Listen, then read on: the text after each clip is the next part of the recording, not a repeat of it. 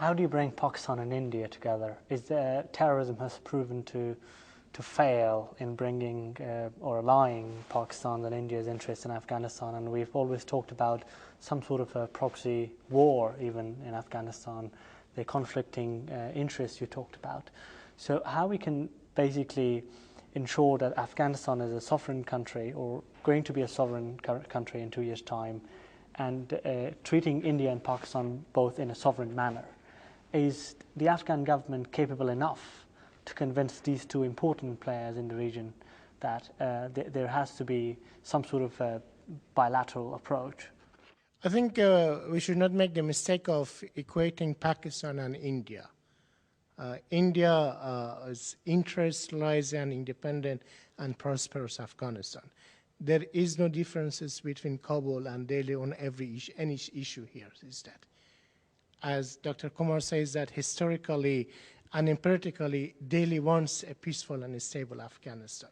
But do you agree that this is a counter-India measure by Pakistan? No, I think that is it. I think it has become a leverage for Pakistan. Use terrorism to blackmail India, to blackmail Afghanistan, even to blackmail Iran, to blackmail United States.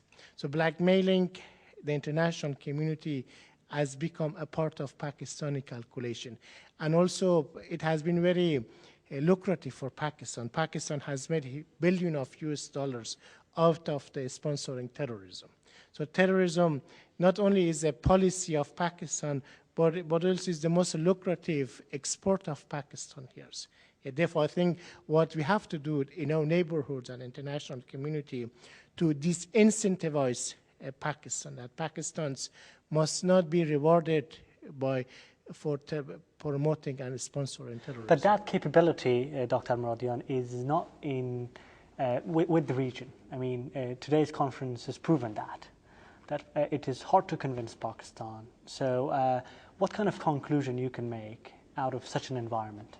I think the terrorism that is derived from Pakistan is not only a regional problem, it is also an international problem. The 7/7 terrorist attack in London was originated in Pakistan. Every single terrorist attack in Europe and recently in the United States have some link with Pakistan. Therefore, Pakistan has become a sanctuary and centerpiece of exporting terrorists here. Therefore, we have to recognize Pakistan as international crisis, and we have to do two things here. First is to empower and support those forces inside Pakistan who share our interests, who share our concerns.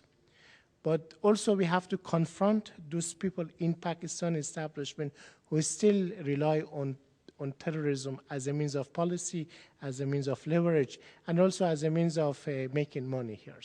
So I think the solution is that when we convince forcefully Pakistani establishment to stop differentiating terrorism, there is no good or there is no bad terrorists. Terrorists, by definition, are bad, and they need to confront terrorism. It's pity that we talk about Pakistan, but